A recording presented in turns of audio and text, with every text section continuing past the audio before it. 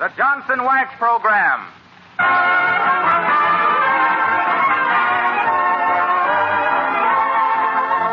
The makers of Johnson's Wax and Johnson's Self-Polishing Glow Coat present Fibber McGee Company with Jim Jordan as Fibber, Donald Novis, the Four Notes, and Billy Mills Orchestra. The show opens with This Is It.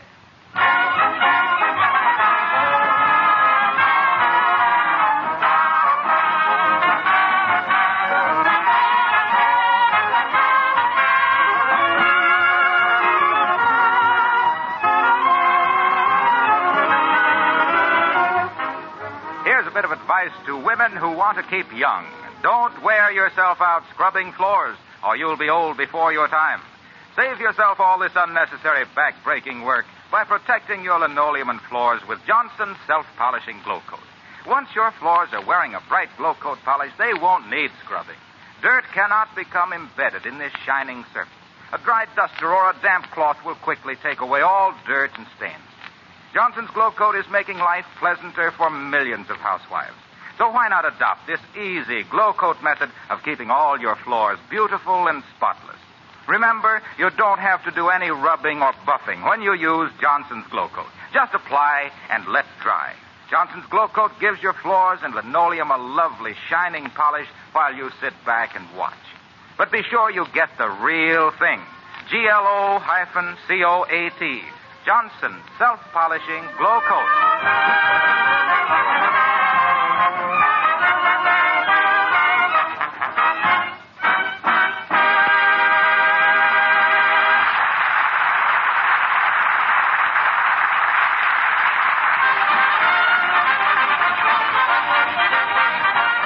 Well, it's a bitter, cold, wintry day in Wistful Vista. The snow is 2 feet deep on the level, and in places it has drifted 4 or 5 feet deep, and that's also on the level. And here in the living room, bundled up in his heavy overcoat, mittens, and earmuffs, we find Fibber. There's cold in them thar halls, McGee.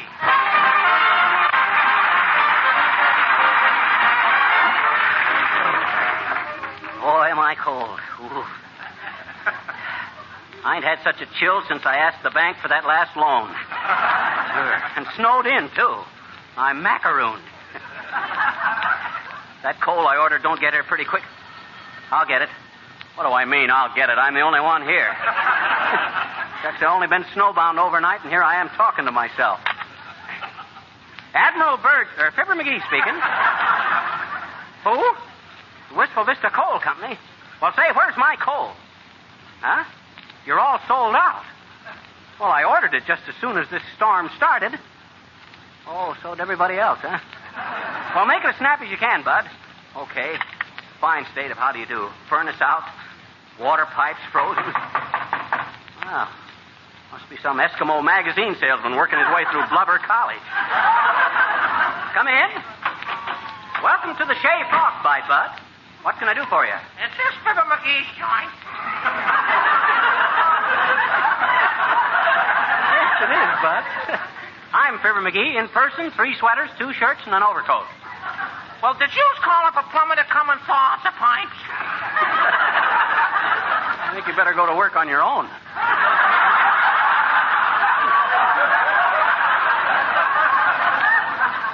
You better get busy right away, too, Bud. What are you talking about?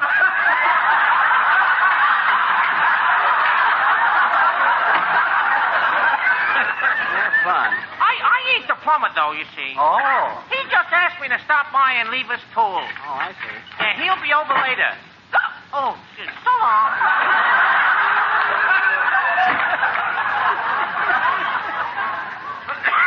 Well, he left enough tools. Maybe he thought I wanted him to fix Boulder Dam. I never saw a cement plumber. Hello there, Johnny. How'd you like to have your sidewalk shoveled off? I certainly would, old-timer. Hey! I says yes, I would. So would I. Who can we get to do it? Say, did you ever see such chilly weather? The groundhog must have come out and seen Boris Karloff's shadow. That's pretty good, Johnny. But that ain't the way I heard it. The way I heard it, one feller says to the other feller, see, he says, here, Johnny. Why don't you build a fire? I can't, old-timer. My coal bin is emptier than a campaign promise. Oh, that's different. See, says. What's the biggest bird in the world? Search me, admits t'other feller. It's a ostrich, ain't it? Nope, chortles the first feller. It's a Bronx cheer from a Ubangi.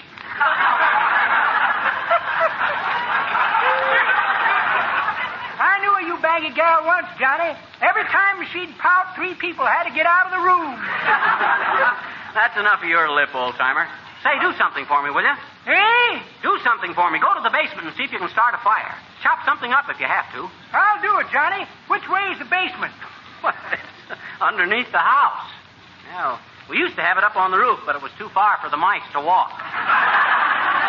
Don't get snippy, Johnny. Remember, I'm twice your age. Yeah, but you're only half my size. Go on, get busy. All righty.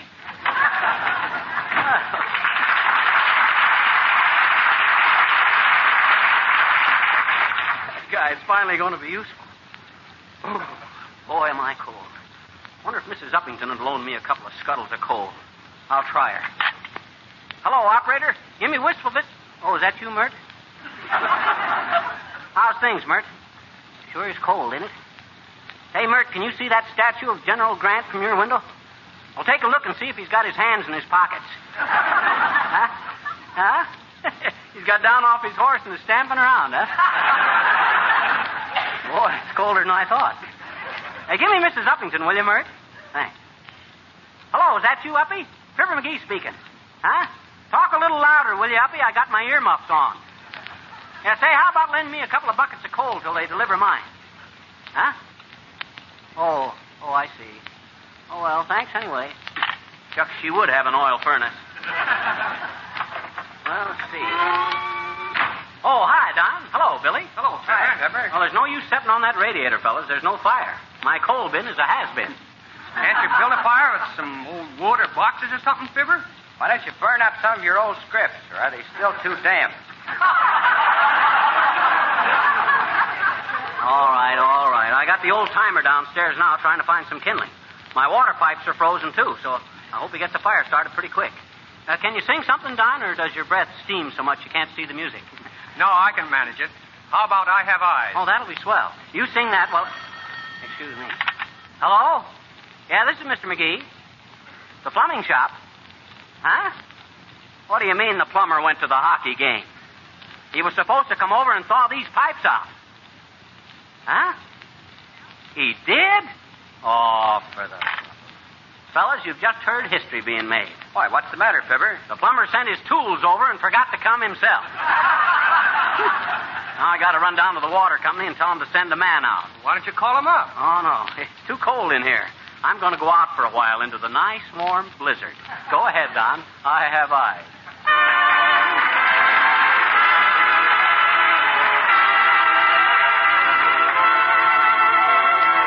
I have eyes to see with, but they see only you. For you have eyes that put the very stars to shame. I have lips to sigh with. What else am I to do? When you have lips that fill my very soul with flame. Tonight you're near to me in a light bright as day, but you're so dear to me, I can see you even miles away. For I have eyes to see with, and yes,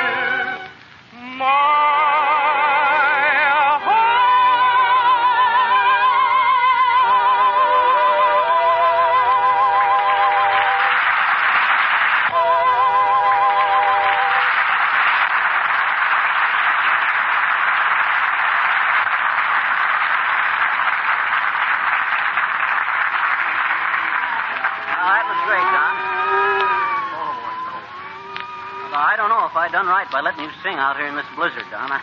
I shouldn't expose you to the elements like this. What was that? That's that new sound man. He thought I said elephants.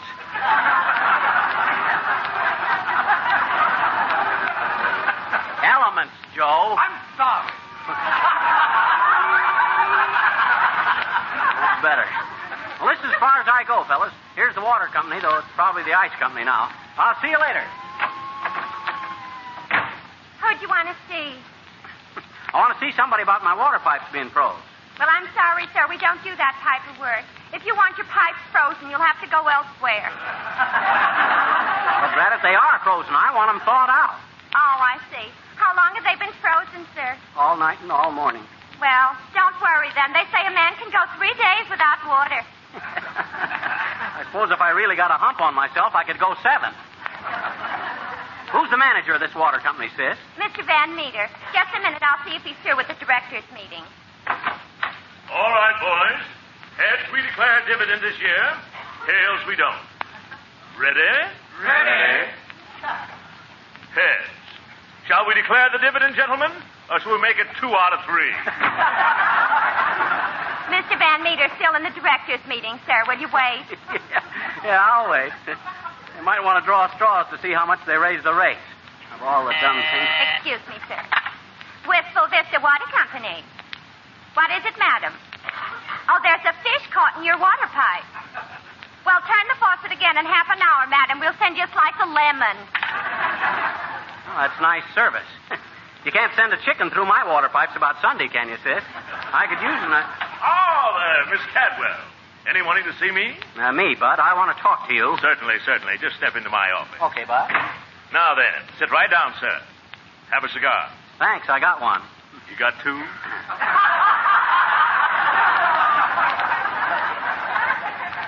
Thanks very much. Now, what was it, please? My water pipes are froze up. Is that so? Due to the cold weather, I presume. That's a slick deduction, Bud. I'll bet you make your own Valentines the way you cut right to the heart of things. Very good, very good. Let me check over your account, Mr. McGee. Incidentally, Bud, that water meter you got in my house runs awful fast. Who installed that thing? The boyfriend of the whirling dervish? I don't think so, no. Here's your account, McGee. Oh, yeah. Yes, indeed. You can forget about your pipes freezing up, McGee. What you mean? Your water was shut off yesterday for non-payment. Oh. The bill is $12.42. Well, $12.42. Hey, the name is Mr. McGee, Bud, not Mississippi. That's the bill, McGee. When you pay up, we turn on the water. Okay. I'll pay it. Here you are. $12.42. This is the first time I ever been held up at the point of a faucet. You certainly make a fine manager of a water company, you big drip. $12.42. Why, for that dough, I could buy the Mediterranean Sea with Gibraltar thrown in for a rock garden. All the tax credits. Well, how do you do, Mr. McGee? Ooh, hi, Mrs. Ellington. Hey, kind of a raw day for you to be out, ain't it, Uppy? Oh, no, indeed. I don't mind it a bit, really. Horatio says. Oh, that silly boy. Good guy. He is so sentimental. But Horatio says, this weather puts roses in my cheeks. Isn't that romantic? Where is old Boomer? Well, Mr. McGee, he's gone to buy me a Valentine. Oh, isn't that sweet? And such an expensive one, too. $50. $50? Yes, just for a Valentine. He must think a dreadful lot of me. Oh, yeah. And really, it embarrassed the poor boy so much when he borrowed the money from me. He had left his checkbook at the hotel, you know. Oh, yeah. Oh, my, I was deeply touched. I'll say you were. That's one of the deepest touches I ever heard of. Horatio is so impulsive, you know. So boyish and unaffected. And he simply adores beautiful things. Why, do you know, when I'm wearing my emerald necklace, He can hardly keep his hands off my throat. Oh, dear. So now you see why I don't mind the cold weather, Mr. McGee. Oh, yes. I have my love to keep me warm. I am such a happy, happy girl. Well, goodbye. Good night.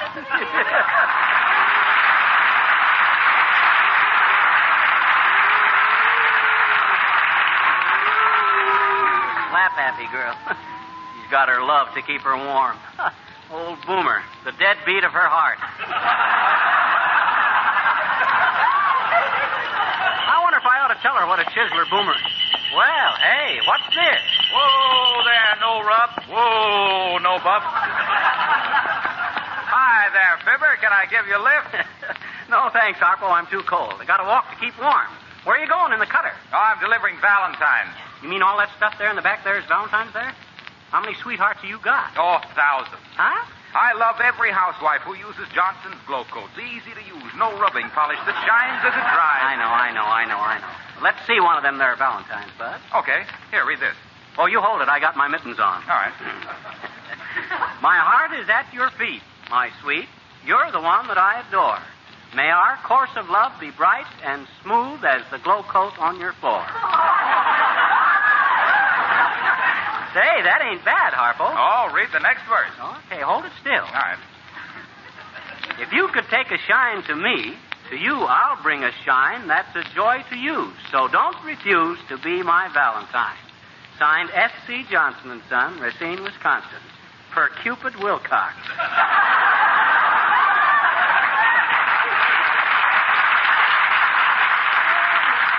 Well, do you like it, Fibber? Yeah, it's all right, but ain't you a little large for a Cupid, Harpo? Where's your wings? Oh, I can't wear them anymore. They grounded me for stunting too close to a blonde. You sure I can't give you a lift, Fibber? No, thanks. You slay me as it is. Okay, pal, I'll see you later. Get up there, no rub. Get up, no buff.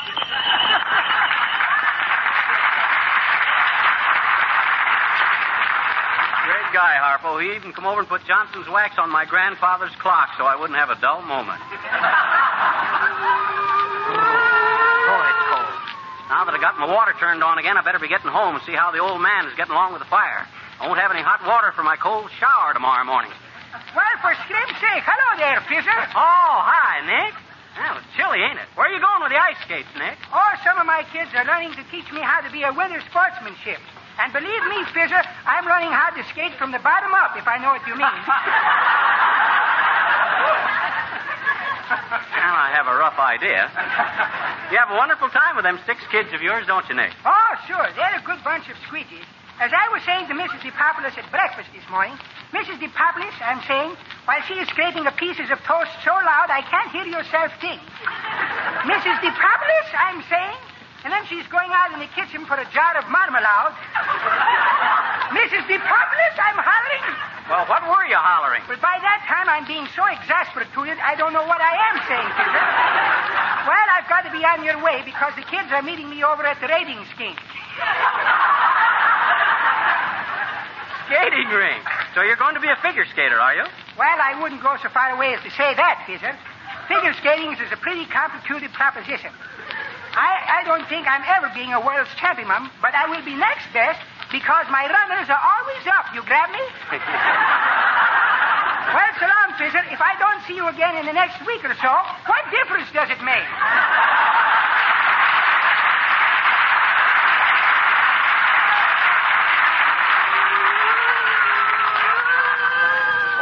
Boy, it's cold. Oh, hi, Billy. Hello, Fibber. Still pretty cold, isn't it? Cold. I'll say it is.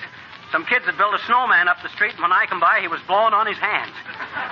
You got a number you can play till I get home, Billy? Sure. How about the 4 notes in the band and sing for your supper? Swell. Go ahead, Billy. Sing for your supper.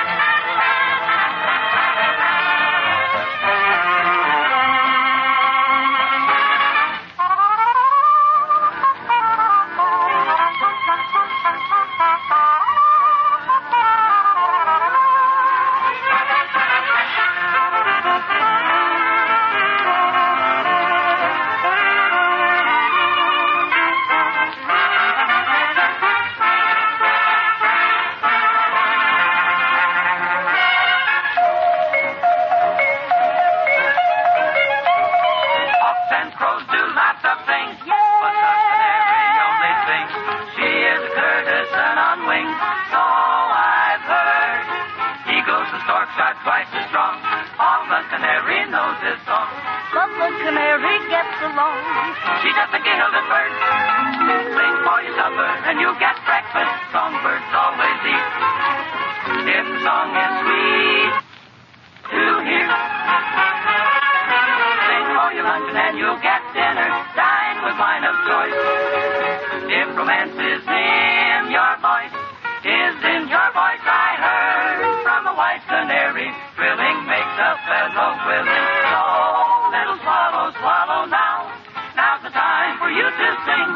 For your supper, you know songbirds are not dumb. And they don't buy a crumb of bread. It's there.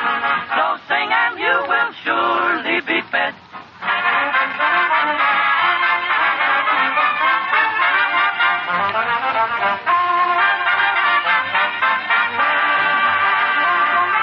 Sing for your supper and you'll get breakfast. Songbirds aren't so dum-dee-dum. They don't even buy a crumb of bread. It's that reedy, reedy, reedy, reedy. Oh, sing. For your supper. Oh, sing. For your supper. Oh, sing. Sing, sing, sing.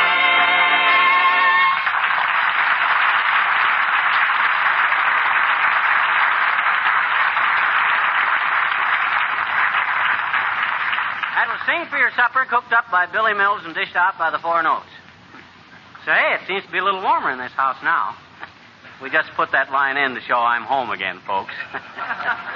Pretty subtle technique, I called it. Incidentally, I wonder what that old duffer found to build a fire with.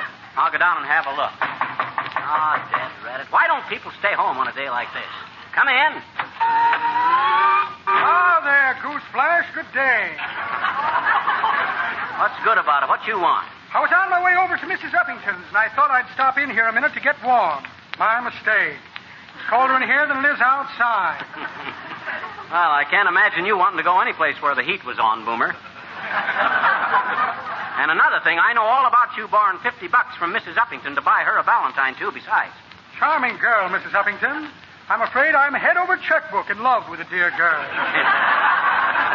I'm afraid she is with you, too. By the way, Skimpy, I hear the lovely creature has a large trust fund laid away. Is there any truth in that beautiful rumor, or am I being stung again by Will-o'-the-Wasp?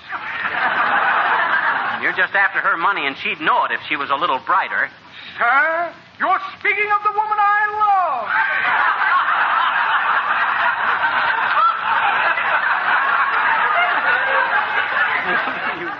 Come off the high horse, Boomer, before it throws you. And another thing, she's going to be awful hurt if you don't come through with that $50 Valentine.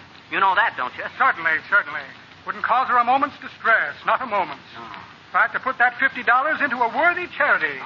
The Horatio K. Boomer Home for Old and Infirm Horatio K. Boomer.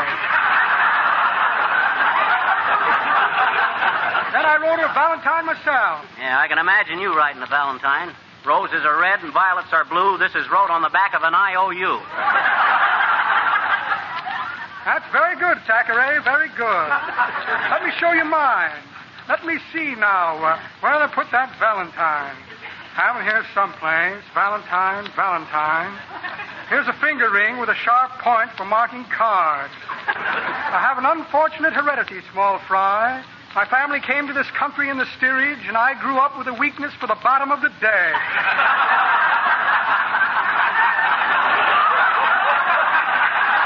The steamship ticket to Venezuela.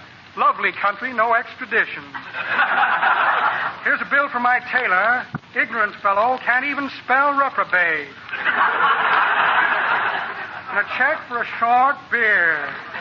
Well, no Valentine, imagine that. Well, I guess I can talk my way out of it. Nothing like a silver tongue to engrave a little sentiment on a heart of gold. Very neat thought. Must run along and see the dear girl before I forget it. Good day, Pogo Stick. Pogo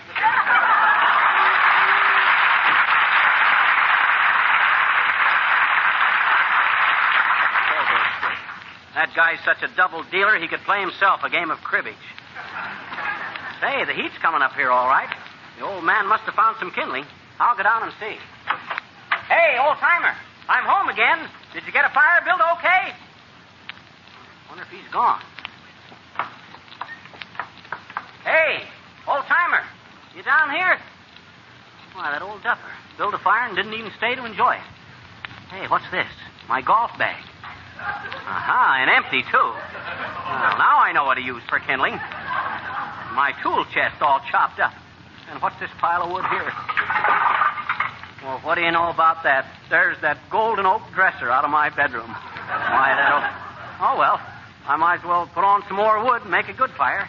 Ouch, that furnace door is hot.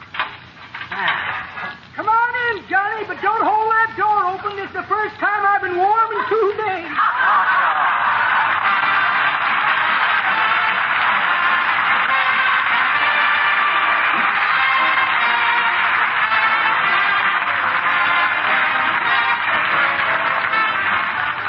Fibber will be back in just a moment. And now here's an announcement that you won't want to miss.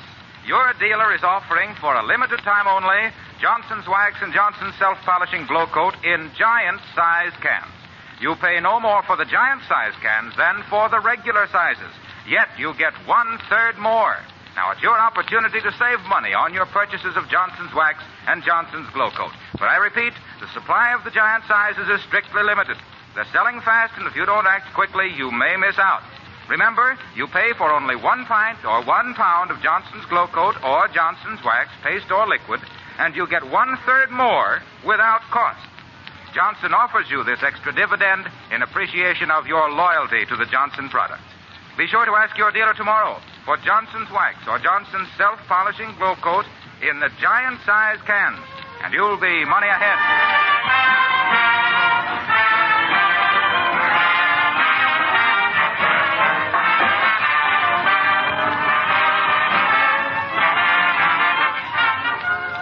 Well, folks, I ain't got the old timer out of the furnace yet, but I'm going to have Boomer come back a little later and shake him down.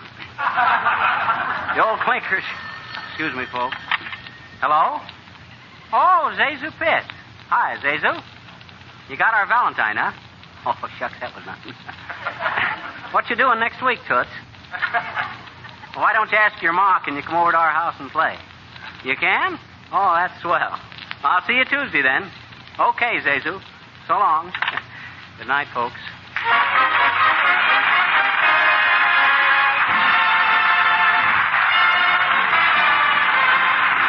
is Harlow Wilcox speaking for the makers of Johnson's Wax and Johnson's Self-Polishing Glow Coat, Racine, Wisconsin, inviting you all to be with us again next Tuesday night. Good night. This is the National Broadcasting Company.